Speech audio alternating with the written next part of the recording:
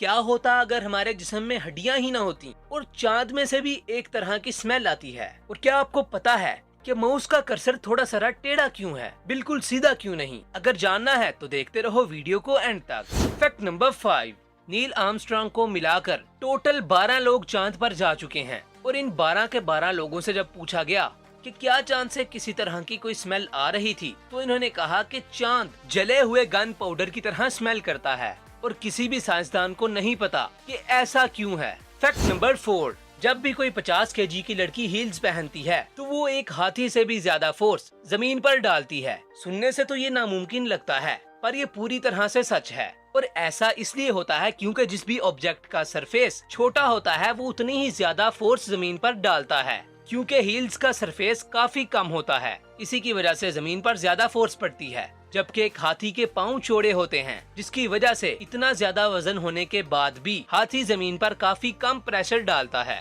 Fact number 3, mouse का pointer, जिसे हम लोग कर्सर भी कहते हैं, ये थोड़ा सा टेढ़ा क्यों है, पूरी तरह से सीधा क्यों नहीं?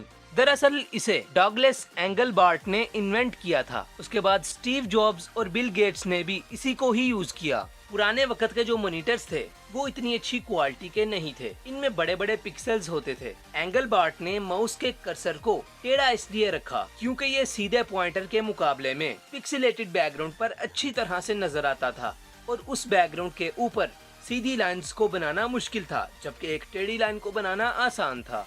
फैक्ट नंबर 2, जापान में टॉयलेट जाने के लिए एक खास किस्म की चप्पल बनाई गई है और इसे सिर्फ टॉयलेट में जाते वक्त ही यूज किया जाता है। क्या आपको नहीं लगता कि ऐसा हर जगह होना चाहिए? क्योंकि अगर घर में सफाई हुई हो और जब आप बाहर से आओ और गंदे जूते लेकर टॉयलेट में चले जाओ तो टॉयलेट गंदा हो जाता है। उसके बाद जब गीले जूते लेकर टॉयलेट से सहन में आओ तो सहन गंदा हो जाता है, और उसके बाद डांट अलग से पड़ती है। टॉयलेट के लिए अलग चप्पल होनी ही चाहिए। फैक्ट नंबर 1, क्या होगा अगर हमारी पूरी बॉडी में हड्डियां ही ना हों? सवाल अजीब है बट जवाब इंटरेस्टिंग है। अगर अचानक से हमारे जिस्म से हड्डियां निकाल दी जाएं, तो हम चल ही नहीं पाएंगे। हमें सारा दिन बैठकर गुजारना पड़ेगा और हम लोग ठीक से सांस भी नहीं ले पाएंगे, क्योंकि हमारा रिब केज अपनी जगह पर ही नहीं होगा।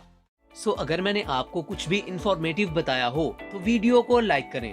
ऐसी ही और भी अमेजिंग वीडियोस देखने के लिए चैनल को सब्सक्राइब करें और बेल नोटिफिकेशन ऑन करें। जल्द ही मिलते हैं किसी नई इंफॉर्मेटिव और एक्साइटिंग वीडियो के साथ। And thanks for watching this video. Bye bye.